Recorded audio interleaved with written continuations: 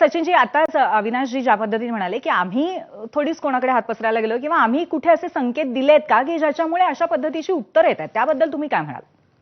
नाही, आता मनसेच्या संदर्भामध्ये किंवा या संदर्भामध्ये कुठेच चर्चा झालेली नाही ना. आघाडी व्हावी न व्हावी या संदर्भात कुठले फॉर्मल आमच्याकडे चर्चा झालेली नसली तरी पण आज भाई जगताप तुमच्याच एका त्यामुळे नेत्याने अशा पद्धतीचं त्या वक्तव्य संदर्भामध्ये केलंय. त्यांनी जी भावना त्या जिथे आमच्या पक्षांतर्गत जी चर्चा झाली होती त्याच्या अनुषंगाने त्यांनी जे त्यांचं स्वतःचं जे मत मांडलं होतं ते त्यांनी सांगितलं. आता या संदर्भामध्ये अंतिम निर्णय हा केंद्रीय नेतृत्व घेणार आहे की कशा पद्धतीने लढला पाहिजे.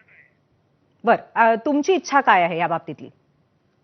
नाही, माझ्या इच्छेला इथं काही म्हणजे काही सांगण्यात काही अर्थ नाही. माझी इच्छा मी माझे वरिष्ठ जे नेतृत्व आहे त्या पीएससी मध्ये म्हणजे जी पॉलिटिकल अफेअर्स कमिटी त्याचा मीही एक सदस्य आहे, तेव्हा तिथे मी कळवलेली आहे आणि इतरही लोकांनी कळवली, सगळ्या नेत्यांनी मुंबईत.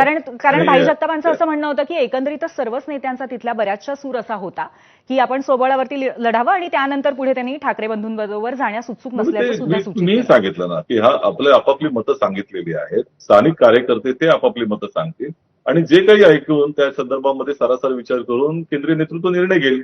परंतु अंतिम अधिकार हा केंद्रीय नेतृत्वाचा आहे. बाकी सगळे जे आमची काही मतं आतापर्यंत जी आहेत ती म्हणजे मी आता सांगतोय ती आतापर्यंतचं काँग्रेसचं मत सांगतोय. परंतु वैयक्तिक स्तरावरती जी काही मतं आहेत त्याला फार त्या ठिकाणी मला असं वाटतं की ते मताची किंमत ही काँग्रेसच्या नेतृत्वाकडेच आहे. म्हणजे काँग्रेसच्या नेतृत्वाला त्यांनी सांगावं आणि त्या दृष्टीकोन काँग्रेसचं नेतृत्व त्या ठिकाणी निर्णय घेईल. अशा दृष्टीने ते पाहिलं पाहिजे. बरं, ठीक आहे. आता केशवजींकडे येते. केशवजी, आज जी घोषणा केलेली आहे की मुंबईमध्ये एकत्र लढणार महायुती, पण त्या व्यतिरिक्त ठाणे, पुणे, पिंपरी चिंचवड या ठिकाणी स्वबळावरती लढणार. त्यामुळे मुंबईमध्ये मात्र ठाकरे बंधू विरुद्ध महायुती असाच मुख्य सामना रंगेल असं मानावं का? मला आता तुमच्याकडून माहिती कळते की आमच्याकडून भाजप करण्याची घोषणा झाली. आज खरंच झाली का? आज अनौपचारिक गप्पांमध्ये असं मुख्यमंत्र्यांनी सांगितलेलं आहे पत्रकारांना. असं आहे की मी त्यावेळी होतो आणि असं आहे की अनौपचारिक गप्पाचा विषयच नाही. ज्यावेळी अधिकृत घोषणा होईल मला वाटतं त्यावरती आपण चर्चा केली पाहिजे. म्हणजे हे अंतिम नाही असं आपण म्हणताय?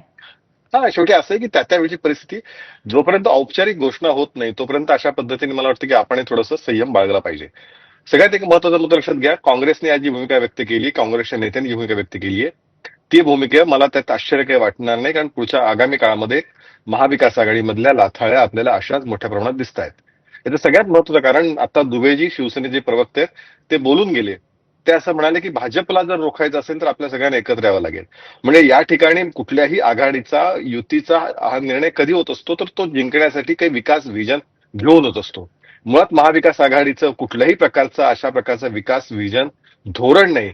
केवळ भाजपला हरवायचं हे एकमेव सूत्र या महाविकास आघाडीचं आहे आणि त्याच्यामुळे तिच्या आधार असल्यामुळे या पद्धतीची विधानं पुढच्या काळामध्ये आपल्याला पाहायला मिळतील, ऐकायला मिळतील. जशा निवडणुका लवकर येतील तसं ते विधानं जास्त प्रमाणात दिसतील. हा त्यातला पहिला मुद्दा.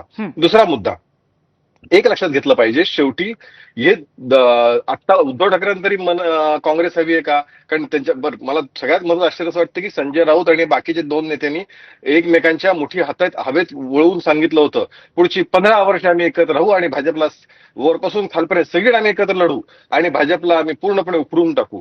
या प्रकारची भाषा, या प्रकारच्या घोषणा या तिन्ही महाविकास आघाडीतल्या नेत्यांनी दिल्या होत्या. त्या पार्श्वभूमीवरती आता आम्हाला काँग्रेसला वाटतं आम्हाला एकटे लढायचंय, उभाठा नको. उभाठाला वाटतं काँग्रेससोबत काय करायचं म्हणून ते राज ठाकरेंचा आग्रह जास्त धरतायत. हे सगळं जे महाविकास आघाडीतलं चित्र आहे हे ना नीती, ना धोरण, ना विकासाचा विषय हे ज्या कुठल्याही आघाडीचं असतं त्यावेळी अशीच गत त्याची होते, याच्या अपेक्षा ठेवता येत नाही.